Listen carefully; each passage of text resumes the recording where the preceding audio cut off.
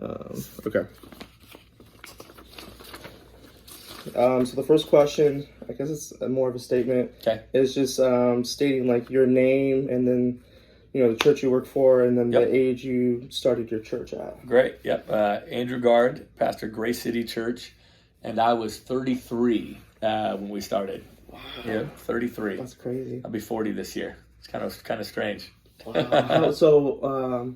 How long has Grace City been up and running? During that time, 6 years. 6 years. Yeah. Yep. Holy So cow. 6 years. Yep.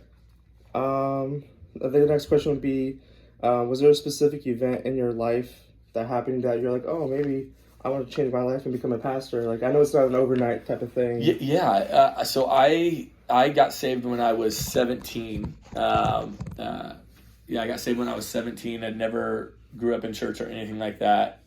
Gave my heart to Christ, and then just immediately found a church, started serving in my church, and just loved it. I was kind of like a church rat. So I was like, when I got saved, it was just like I couldn't believe that I could just go to church, and so I was there all the time. My primary area of involvement the first 4 years that I was saved was actually leading worship. So that's what I did kind of for the first 4 years, and just served wherever.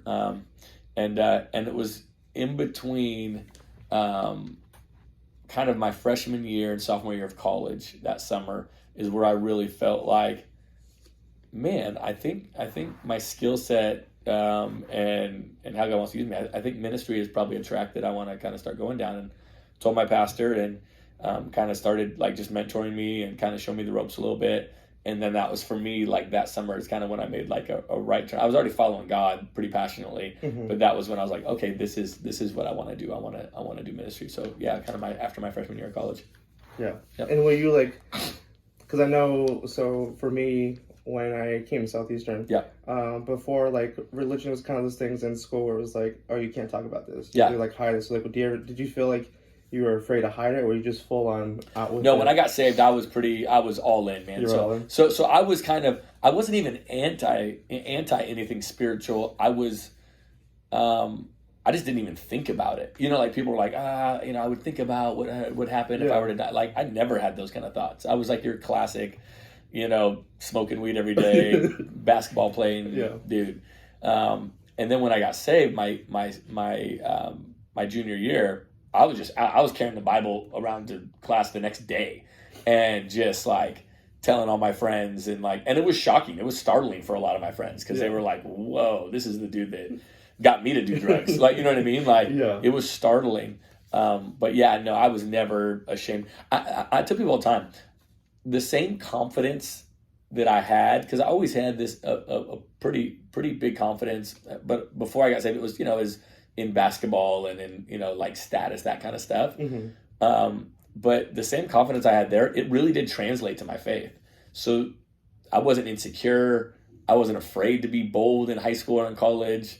I just was. And I went to, at that time, like the second largest high school in the state of Washington. Wow. And so I mean, I was very bold, and I was a starting point guard on the basketball team, so that kind of lends you some influence and some voice. And so I mean, I was full on right away. I mean, I was full on. That's so awesome. Yeah. Let's see. This is the big one that I kind of thought about it, like being in your shoes, and I don't know how I would go across this, but the question is, did you ever have a backup plan when you were starting out if Grace City would have failed and never took off? Great question. I will say this. The answer is no, but so we knew, okay, we could live up to this point until I would have had to be like bivocational, until I would have had to just get a job. We knew there was like a certain amount of duration that if I never got paid from the church, never came full time, we could live up to this point. And then it's like, I got to go get a job at Home Depot and pastor the church type thing. Gotcha. But I did have some friends that pastored unbelievable churches that I was already committed to it. But what did give me like an extra boost of just like, oh yeah, that's true. Because sometimes I think we're like, well, what if I fail? What if I fail? And I think we overthink that, because oftentimes you'll hear people say life is short, which it is. It goes fast. But I've kind of added, life is short, but it's also long, and you can make mistakes, or you can try things and fail and recover. like life is that long. Yeah, yeah. And so I had some great friends that pastored great churches, and they were like, dude, go for it. We think it's going to kill, but absolute worst case scenario, I would have had like 15 churches that wanted to hire me. So I was like, what really is the worst case scenario? Yeah. You know what I mean? Yeah. So I think for me, I didn't have a specific backup plan, but it did give me a measure of confidence that I had great friends that were like, dude, I hope it fails because I would love to have you on my staff. You know what I mean? Absolutely. So I think for me that was just a beautiful like confidence that you get with friends. I mean, and in turn, I've told friends that have planted. I'm like, dude, if it doesn't work, I would hire you in 2 seconds. Yeah. Like, so better to go for it and see what you got in you, and go for it. And okay, if you fail, who cares? You can always go get a job. Yeah, So, that's true. That's true. Yeah. Let's see. So the next question would be, do you, like, I guess as a pastor or as like a, as a man, like, do you keep up with the Sabbath in your personal life? I do, yes. So we're pretty hardcore about that at our church.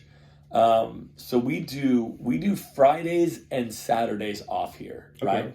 Now Friday is like our true Sabbath. So Friday is in fact, we've had to talk to staff members that have returned emails on a Friday, where we're like, hey, look, got honor the God, honor God. Like Sabbath was put in the same category of like do not murder, don't commit adultery, right? So it's pretty important. Yeah. And so on Friday we've literally have corrected something. So Friday is absolutely can't get a hold of me. I never set up a meeting with anybody. It doesn't matter how important the meeting is, because that's what's interesting about ministry is everything's urgent to the person. Mm-hmm. You know what I mean? Like, Yeah. To them, it's urgent because it involves them. Yeah. It's life or death for them. It's life or death for them. Yeah.